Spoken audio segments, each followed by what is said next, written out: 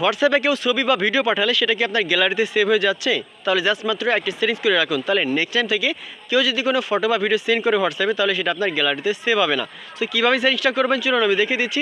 But এরকম important video প্রতিনিয়ত পেতে পেজটা ফলো করবেন এবং ভিডিওটি ভালো লাগলে 10 মিনিট শেয়ার করে রাখবেন। তো চলুন তাহলে মূল ভিডিওটি দেখে নেওয়া যাক। তো ফার্স্টে আপনার হোয়াটসঅ্যাপ ওপেন করবেন, তারপর উপরের দিকে যে 3 ডট একটা আইকন রয়েছে আপনি জাস্ট এখানে ক্লিক করবেন। তারপর এখানে সেটিংস লেখা আছে, আপনি সেটিংসে ক্লিক করবেন। তারপরে নিচের দিকে স্ক্রল করলে দেখতে পাবেন লেখা থাকবে স্টোরেজ অ্যান্ড ডাটা, আপনি এই অপশনটাতে ক্লিক করবেন। তারপরে নিচের দিকে স্ক্রল করবেন, তাহলে দেখতে পাবেন মিডিয়া অটো ডাউনলোড, এখানে 3টা অপশন আছে, আপনি এক এক করে অপশন আপনি ওপেন করবেন। দেখেন প্রথম অপশন আমি ওপেন করলাম।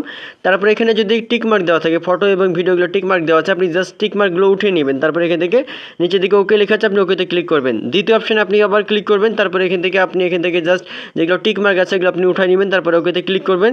তাহলে যেটা হবে, এখন থেকে কেউ যদি আপনাকে হোয়াটসঅ্যাপে কোনো ফটো বা ভিডিও সেন্ড করে সেটা অটোমেটিক্যালি কিন্তু আপনার গ্যালারিতে ডাউনলোড হবে না বা সেভ হবে না।